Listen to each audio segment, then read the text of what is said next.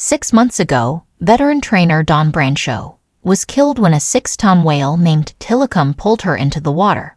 In 1979, 10-year-old Dawn Brancheau visited SeaWorld in Orlando with her mother. She saw her first Shamu show at the venue. This is where it all began, the moment when she saw the giant killer whale jumping out of the water. She made her career choice for the rest of her life. Dawn was convinced at a young age that this was where she wanted to work as an animal trainer, but at that moment, she had no idea what was in store for her in the future. "This is what I want to do," she told her mother as she walked down the aisle of the Shamu Stadium. Dawn Brancheau shared this in an interview with the Orlando Press.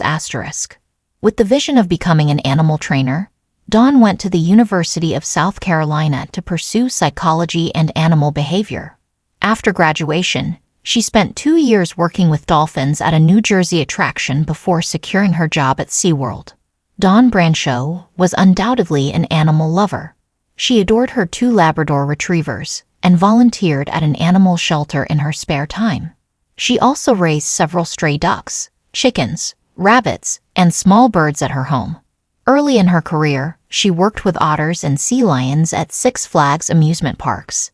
In 1994, she was transferred to SeaWorld to work with orcas. In 1996, that same year, she married Scott Brancheau, a stunt skier at SeaWorld. In 2000, Dawn appeared in a television interview to talk about the importance of staying physically fit to work with those underwater giants. She did weightlifting, running, and cycling.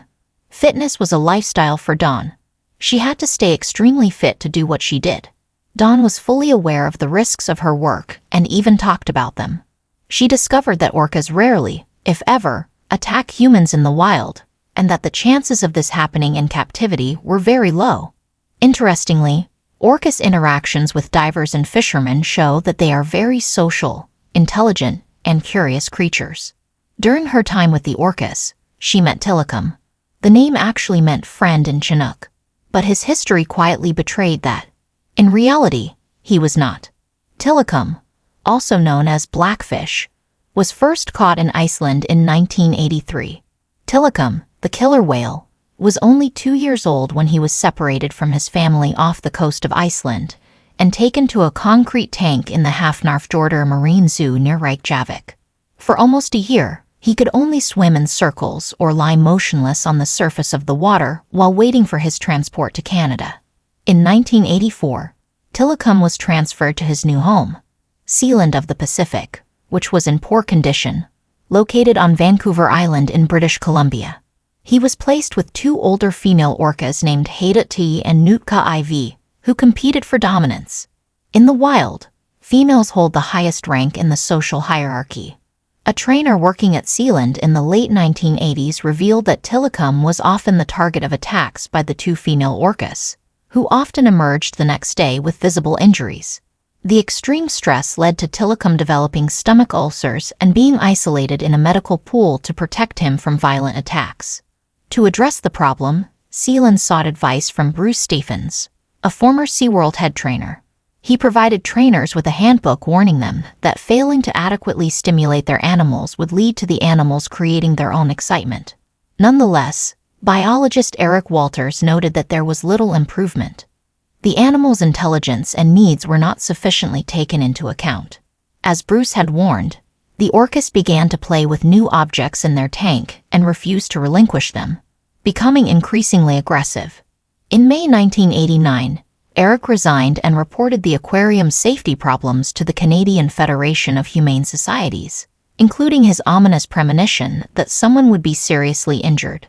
He had a terrifying final warning: "I feel that sooner or later, someone will be seriously injured."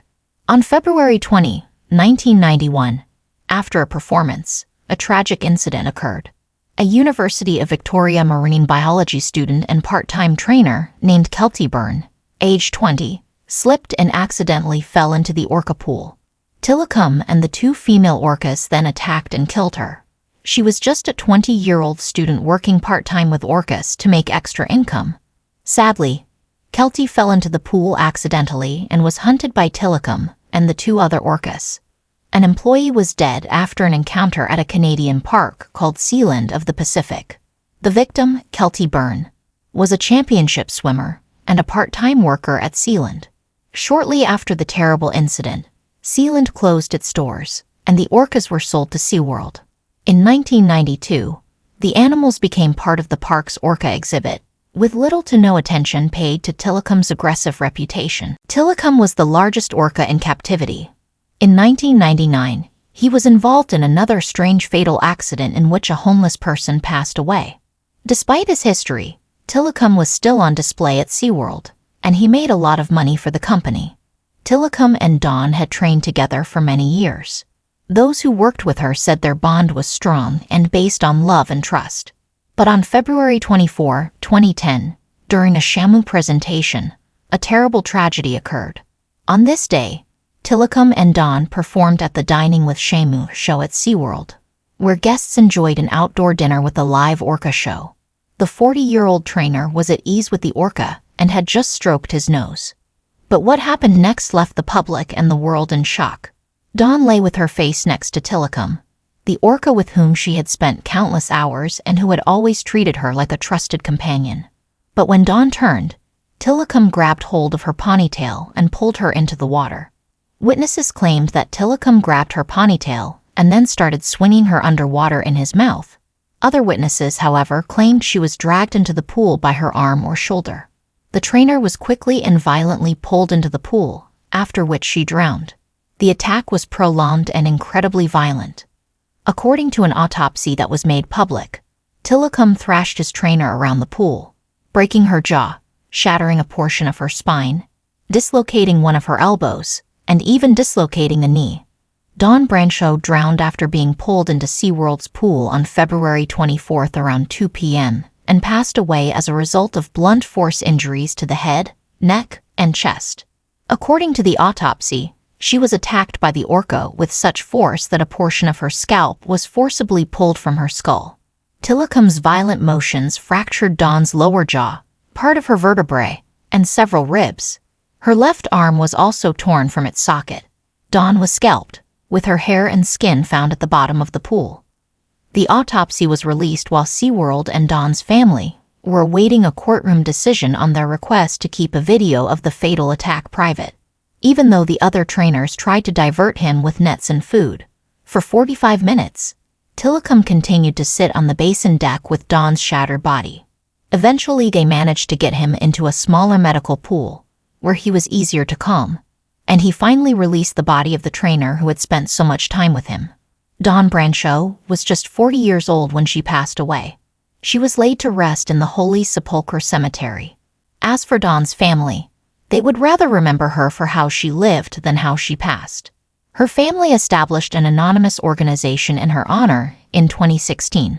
Its purpose, according to them, is committed to improving the lives of children and animals in need, motivating others to pursue their aspirations, and promoting the value of community service. Tilikum spent most of his days after this violent attack in a pool that was rarely seen by the public. Reports emerged that he would spend hours just lying on the surface of the water. Until today, no one knows why Tilikum made the choice to attack Dawn, grab her and pull her into the basin. After Dawn's fatal accident, the orca remained at SeaWorld, where he passed away from a lung infection in 2017. SeaWorld did not take responsibility for Dawn's death. In August 2010, when they were convicted by OSHA for 3 safety violations, they were only fined $75,000. Thanks for watching this story. Don't forget to like and subscribe, and turn on your notification bell to stay updated on more similar videos. We would love to hear your thoughts, so feel free to share your comments below.